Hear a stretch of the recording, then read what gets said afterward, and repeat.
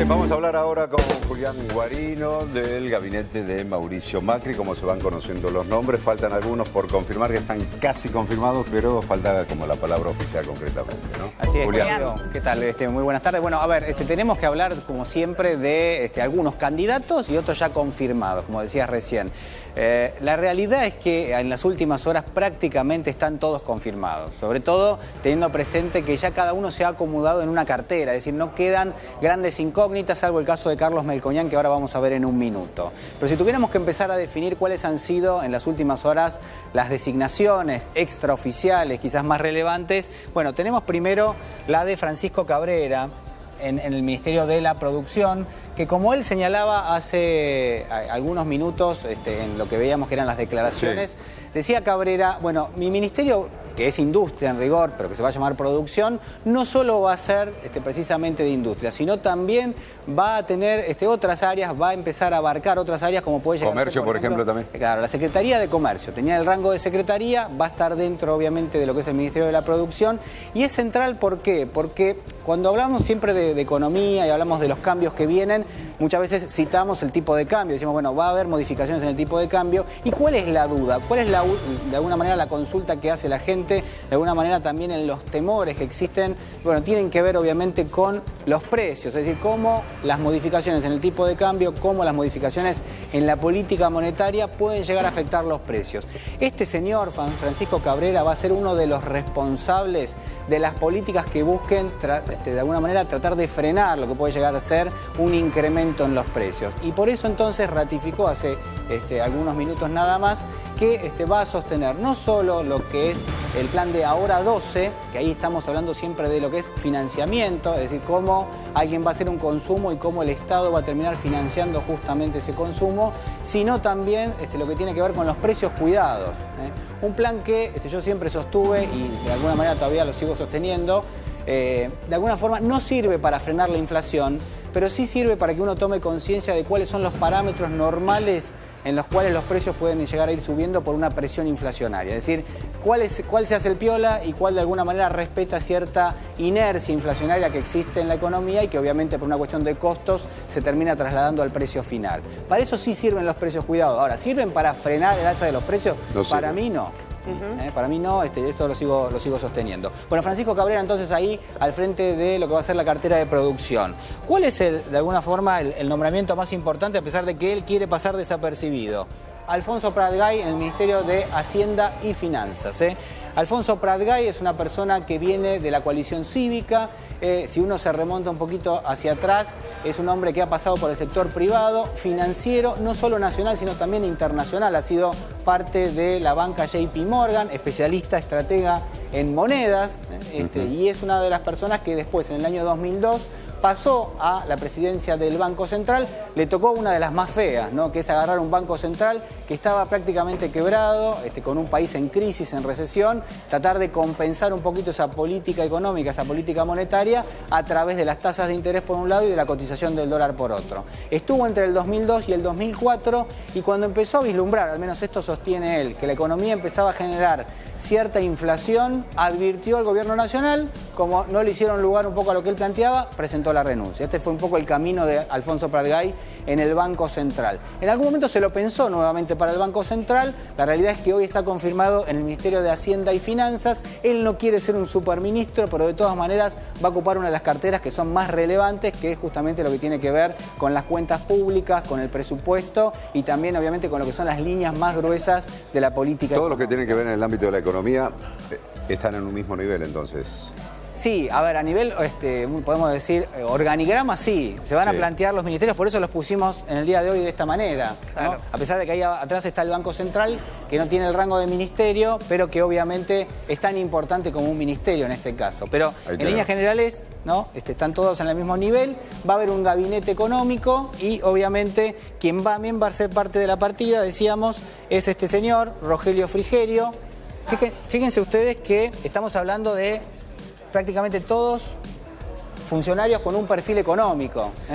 Y ya vamos a agregar entonces, ya que estamos, vamos a agregar a Sturzenegger, también, ¿no? Uno de los... Banco Central. Sí, Banco Central. Y a Guillermo Dietrich, ahí en la cartera de transporte. Ahí están, entonces, estos son todos los que por ahora están confirmados. Lo tenemos ahí abajo chiquitito, que no lo levantamos todavía, a Carlos Melconian. Carlos Melconian todavía es una incógnita. Hay quienes dicen, bueno, lo están reservando, lo van a preservar para una segunda instancia de gobierno. La realidad es que Carlos Melconian es uno de los, yo diría, de los tótem económicos de Mauricio Macri.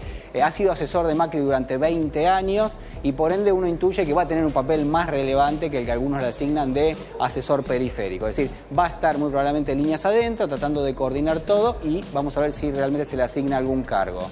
Si uno se pregunta cuáles son las medidas que pueden llegar a tomar Claudia Agostina, la realidad es que más o menos se conocen, han sido ratificadas en las últimas horas, el caso del tipo de cambio único, es decir, una unificación del tipo de cambio, un solo valor para el dólar, el levantamiento del cepo cambiario desde el día 1, es decir, desde el día 11 de diciembre también. Esto ha sido casi, yo te diría... ¿Ese 11 de diciembre también quiere decir que va a haber un dólar único a partir del 11 de diciembre? Sí, así es, un dólar único. Uno dice, bueno, ¿qué valor va a estar? Bueno, eso es interesante, ¿no? Siempre lo planteamos. La pregunta del millón. La pregunta del millón, claro, que te vengo haciendo sos un piola bárbaro, desde el lunes. Si no me la contesta Guarino, lo mando a marzo. No, claro, yo te puedo dar una brecha, un rango, pero la realidad es que va a depender mucho de cómo se instrumenten las medidas y cómo se anuncien y cuál sea el orden en el que las den. ¿Por qué? Claro. Porque como decíamos a lo largo de la semana, uno puede levantar el cepo, pero la realidad es que el cepo funciona si hay dólares en las reservas y vos tenés que preservar la cantidad que tenés. Claro. Ahora, si vos tenés pocos dólares en las reservas, el cepo no tiene ningún sentido. ¿Por qué? Bueno, porque ¿qué vas a preservar si no tenés nada? ¿No? Está bien, es un poco dramático decir que que no tiene nada, hay préstamos, hay líneas de crédito en general que se han tomado, es decir, dólares hay, pero en rigor, para Mauricio Macri, al menos el presidente lo ha sostenido de esta manera, es como si no hubiera nada. Es decir, nosotros tenemos que poner en marcha algo y por eso entonces no tiene ningún sentido tener cepo directamente que porque arrancamos prácticamente de cero. En ese caso sí, Alfonso Pradgay ha sido casi el autor material de esta idea, de esta línea que recorre todo el gabinete económico, que es el día 1 levantamos el cepo, el día 1 se fija un valor para el tipo de cambio. ¿Y cuál es la virtud que tiene justamente esta idea de tener un tipo de cambio único? Bueno, que quienes van a proveer de dólares, quienes van a traer dólares al Banco Central para poder empezar a operar con normalidad, es el agro. Y el agro necesita un tipo de cambio único, o por lo menos necesita la garantía de que no le van a mover el tipo de cambio de aquí en adelante. ¿Por qué? Porque si no, espera y dice, pará, si me vas a aumentar el tipo de cambio, no te liquido todo ahora, no te entrego todos los dólares ahora, me los guardo y te voy dando de a poco. La pregunta que suceda esto, Julián, tiene que ver. ¿Y qué pasa con los precios? Qué buena pregunta. Alimentos. Están insumos, realmente. Hoy están audaces los dos. Sí, queremos no, saber. Muchos dicen no, porque el argumento creo que tienen desde Cambiemos es, dicen no, el dólar, ya los precios ya están a un valor de $1.14, por lo tanto no tienen que variar. Esa pero también es. se mantendrá así, digo, ¿no? Sos polémico, porque esa idea también es de Alfonso Pradgay, esa que vos estás diciendo de. Bueno, si el dólar ya está incorporado en los precios de la economía, la realidad es que los precios de la economía tienen un componente dolarizado, algunos más que otros, claro. Y si uno mira las cuentas públicas, uno descubre que se ha importado productos en el orden de los 50.000 millones de dólares en el año, de vuelta. 50.000 millones de dólares se trajeron en productos importados pagando un tipo de cambio oficial, 9 pesos con 60, 9 pesos con 40.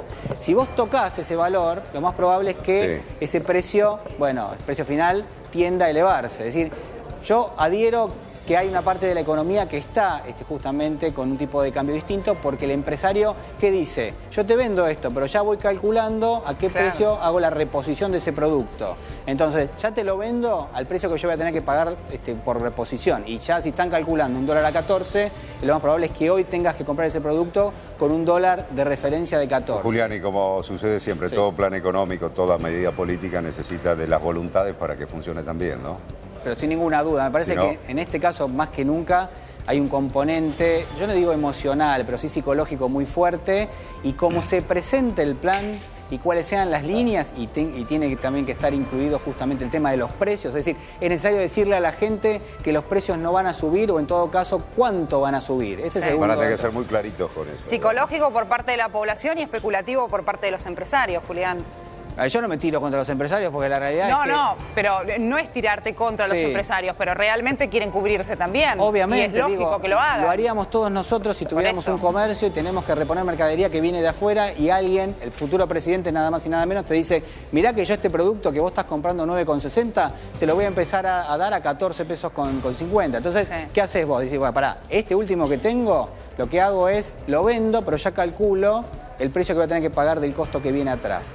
Hay mucha especulación, es cierto, pero también hay una cantidad de empresarios muy importantes, sobre todo industriales, porque a lo largo de este último ciclo se han puesto en marcha muchas industrias, muchísimas industrias, se ha reconstituido el tejido industrial del país, que realmente vienen trabajando en forma muy prolija, muy transparente y que también están preocupados, porque dicen, bueno, a ver, ¿cómo va a ser el tema de las importaciones? ¿Voy a poder seguir produciendo? ¿Qué va a pasar con el empleo de la gente? ¿Qué va a pasar con los precios? Entonces, digo, hay que ir de a poco y tratando de aclarar un poquito cuáles son las líneas más importantes de la economía. Sí, seguirá también el sistema de que para poder importar tengo que exportar, compensar en exportaciones. No, eso ya te lo puedo firmar, poneme el papelito que te lo firmo que no. Bueno, aprobado, Guarín. No, eso te lo firmo porque va a estar justamente Francisco Cabrera va a estar ahí y uno que conoce el pensamiento de Cabrera, ya te digo que no va a pasar. Claro. Bien, la preocupación también de pequeñas y medianas empresas es, este gobierno, que comenzará el 10 de diciembre, ¿va a proteger la industria nacional? Bueno, yo tiendo a pensar, por lo menos lo que han sido las últimas declaraciones de Mauricio Macri, que sí, es decir, hay sectores que son muy sensibles de la economía, hay sectores que han generado mucho trabajo en los últimos años. La verdad es que uno no puede tomar irresponsablemente la medida de, por ejemplo, abrir las importaciones de una forma que sea... Discriminada. Sí, exactamente, digamos, ¿no? Porque eso atentaría contra el mercado de empleo y si vos no tenés empleo no podés consumir y si no podés consumir no podés generar trabajo en las empresas y las empresas a su vez no pueden crear empleo de nuevo, digamos. Ese es el circuito vicioso, y además está a decir que no podés pagar impuestos y que el gobierno obviamente no tiene recursos para poner en marcha políticas económicas. Este es el circuito que generalmente uno tiene que formar, ¿no? Bien, claro. En la vida y en un país no todo es economía, también hay otros sectores. ¿Y qué ministros hay en esos sectores, Julián? Ahí los vamos a repasar acá. A las 17 horas, Marcos Peña va a dar una conferencia de prensa justamente oficializando los distintos cargos del gabinete que están definidos hasta el momento. Bueno, Marcos Peña como jefe de gabinete nacional, estamos hablando. El hombre de mayor Bullrich. Confianza, Mauricio Macri. Esteban Bullrich será ministro entonces de Educación, ¿sí? Pasa de ciudad al mismo puesto, pero a nivel nacional. Hernán Lombardi, otro de los nombres que se confirmaba en el día de ayer, va a estar encargado de todos los medios públicos, con algunas declaraciones también en el día de ayer, y más o menos dando una idea de lo que será su gestión. Tiene Canal 7, Radio Nacional, todas las radios, Tecnópolis también, Telam y... Encuentro y Pacapaca son todos los productos así que van a estar bajo su órbita. Sí. Pablo Cuselas está en la Secretaría Legal y Técnica y Pablo Abelluto estará en Cultura. ¿Cultura queda como ministerio o como secretaría, Julián? Por ahora, según tengo entendido, queda como ministerio. Ministerio de Cultura. Sí. Bien. Bueno, hasta allí los nombres. Hoy la confirmación entonces a través de Marcos Peña de forma oficial de todo el gabinete. Claro, Federico Sturzenegger, que lo adelantaba allí Guarino, al frente del Banco Central, Fernando de Andrés, secretario general de la Presidencia, y Gustavo Lopetegui, coordinador del gabinete. Ha incorporado de alguna manera mucho del ámbito privado e empresarial, que ya Macri había adelantado que iba a hacerlo y que también define de alguna manera su como la gestión. figura allí, el cargo de coordinador de gabinete, ¿no, Julián? Sí, en el caso de Lopetegui... Sí. Bueno, el caso es muy interesante porque el camino de Lopetegui es el camino del empresariado que ha sido convocado hace ya algunos meses, esto no es obviamente de las últimas semanas, por Francisco Cabrera. Francisco Cabrera puso en marcha la Fundación Pensar. Desde la Fundación Pensar empezó a incorporar determinado tipo de voluntades y en este caso, el caso de Lopetegui, pero hay otros empresarios también que forman parte y que empiezan a formar o conformar lo que son los cuadros políticos que empiezan a ocupar cargos a nivel justamente político. En el caso de Lopetegui puntualmente, un puesto de los más relevantes, ¿no? que le puede llegar a tocar. Mauricio Macri confía mucho en el criterio de estas personas que tienen, yo diría, detrás una gran experiencia en el sector privado.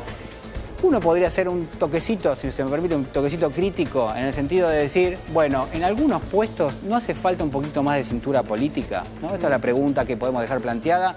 obviamente es muy pronto para tratar de responderla, pero en función del contexto, el escenario que le va a tocar y de los problemas que hay que resolver, uno no debiera desestimar del todo, digo, la posibilidad de gestionar desde la política también, es decir, que sea un cuadro técnico pero político.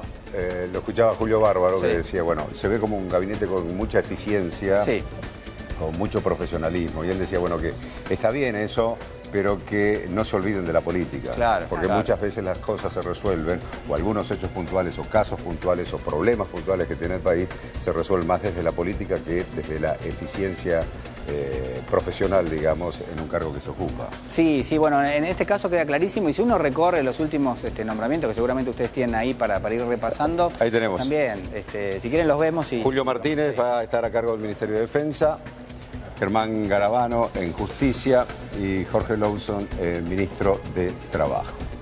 Allí estaremos completando entonces los nombres de los gabinetes que oficialmente serían confirmados en la tarde de hoy a través de una conferencia de prensa a las 5 de la tarde a través de Marcos Peña.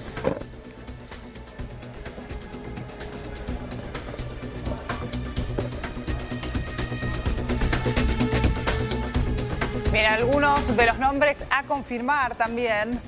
Juan José Aranguren en Energía.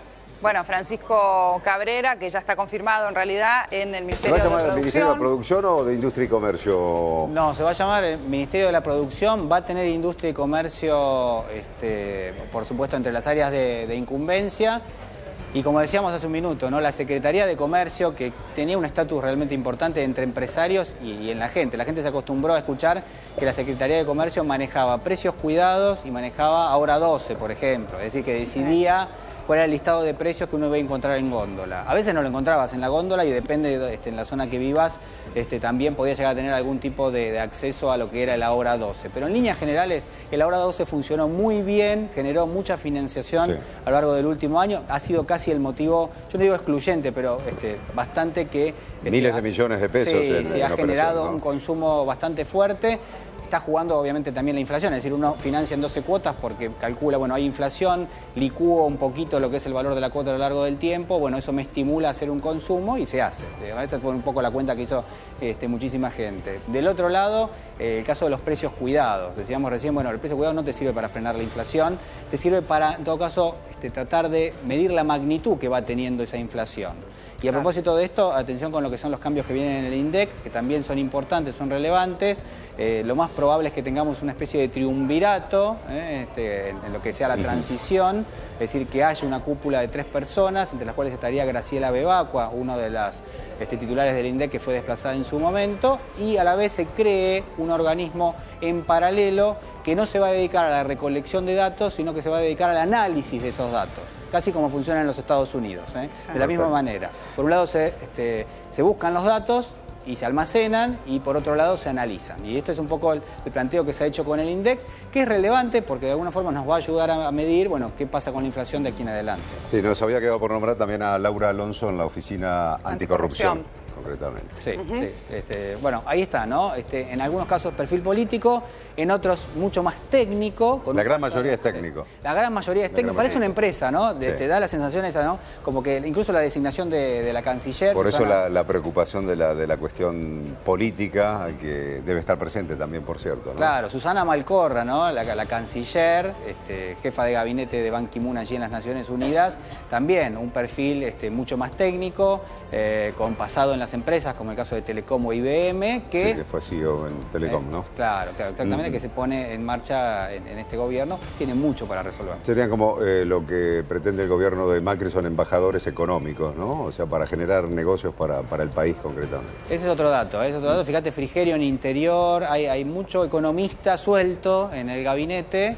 Y también hay que esperar a ver las embajadas, porque muy probablemente también haya perfiles muy económicos en las embajadas para tratar de generar inversiones. Frigerio tendrá también una de las labores más difíciles en función a lo que se viene hablando, porque es el nexo justamente con los gobernadores. Y pensando Julián, cómo ha quedado planteado el panorama en el país y en función a las últimas elecciones, 12 de las provincias están gobernadas por gente del Frente para la Victoria. Sí, bueno, obviamente Frigerio ha sido colocado en ese lugar no solo por ser un buen administrador y un conocedor de los números en términos fiscales de todas las provincias, sino también por ser un gran dialoguista con los gobernadores. Claro. Es decir, es un poco lo que Mauricio Macri ha marcado en él como una de las improntas, al margen de que en algún momento quizás sonó para ministro de Economía o ministro de Hacienda, y él prefirió volcarse justamente al trabajo a nivel federal. Va a tener un gran trabajo sin ninguna duda en el sentido de la tarea que tiene por delante.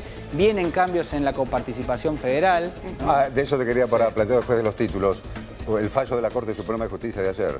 Claro, si querés hablamos después de los títulos. Después de los títulos, es esos muy 80.000 relevante, sí. millones de pesos que tiene que devolver la Nación a 3 o 4 provincias. Así Después lo es. hablamos, Julián. Títulos.